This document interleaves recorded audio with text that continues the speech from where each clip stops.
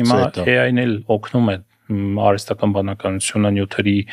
գրման գեներացման հարցում, դա նորմալ է։ Շատ արդեն օգտագործվում լրագրության մեջ Հայաստանում։ Ես արհեստական բանականության հնարավորությունները օգտագործում եմ։ Եթե ես պետք է առաջ նստեի, ասենք, չգիտեմ, 4 ժամ սղագրեի 40 րոպեանոց հարցազրույցը, ես հիմա դա անում եմ 3 րոպեվա ընթացքում։ Կարևոր է, որ հոդվածը 0-ից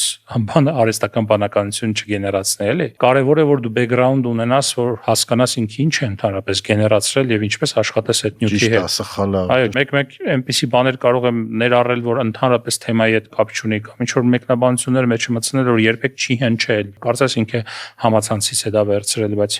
ուղղակի գեներացրել է այդ բանին, մտածելով, որ դու դա ես ուզում։ Ամերիկացի մոտ հայտնի դեմք է Սթիվ Բենենը, որ օգնեց Թրամփին առաջի անգամ ընտրվի։ Ինքը մի հատ տենց տերմին ունի flat the zone, որը ասում է, բանը մեր ստրատեգիան է նա, որ անընդհատ այնքան ինֆորմացիա լսնենք տարբեր թեմաներով, որ ընդդիմությունը կլինի կամ մեդիաները կլինեն, չկարողանան հասկանան ինչն է կարևոր, ինչ չի կարևոր, ու ոնց որ անընդհատ իրանց ձայնը լսվում ու դաշտը չգիտի այդ ամեն ինչին ինչ ռեակցիա տա։